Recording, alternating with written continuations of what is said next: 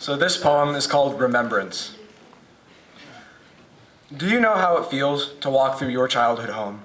To walk through the halls of a place where the most important years of your life occurred? I do. And believe me, ladies and gentlemen, nothing is more bittersweet than this. To walk through a front door that is the same color of black as it was all those years ago. The feeling of looking up into the vast foyer and remembering how as a child you thought that the ceiling was as high as the sky. But now that you're older, it just looks like a ceiling. You look down at the large square of hardwood and remember how you and your friend would play pretend on these floors, staging epic battles with your toys. But you lost those toys, and your friend has grown up much faster than you have. You walk into the living room and feel the carpet under your toes. You remember the days when you would lay there in your pajamas and build Legos with your dog, but those Legos are broken now.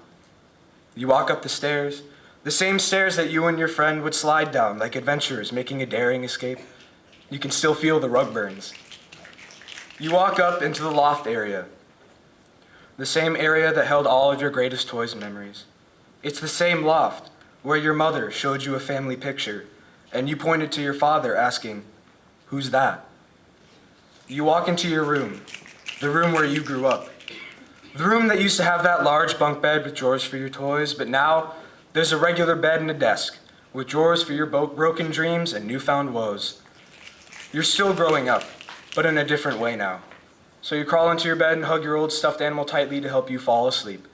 You hold on like a vice to the one shred of innocence you have left. But now, it's time to move on.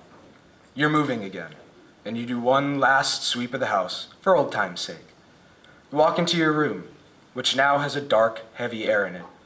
This is the first place you went to after your dog passed, the first place of shelter from the oncoming storm, the place you went to for emotional stability when your heart was broken.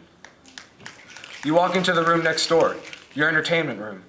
The marks are still on the floor from where the TV was. This is the place where you hung out with all your friends, and the place you hid in on an almost daily basis. This is where you went when both your grandfather and your motivation passed away. The place where you realized that the future isn't quite so bright.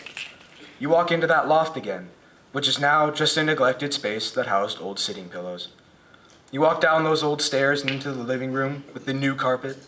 It doesn't feel the same. It doesn't feel the same as when you would lay there with your dog. And the foyer has been reduced to nothing but a foyer. You walk into the backyard, look at the old, decrepit tomahawk targets your father made in an attempt to reconnect with you. You shed a small tear, because this yard used to have life running through it. And that light died a while ago, and now the grass is dying too. So you walk outside and see the car all packed up and ready to go. And you take one last look at the house that used to be full of such good memories. Part of you doesn't want to come back. The memories are too much now. So you get in the car and your family drives off to their new future, and you wonder with bated breath, what memories will await you in the next house?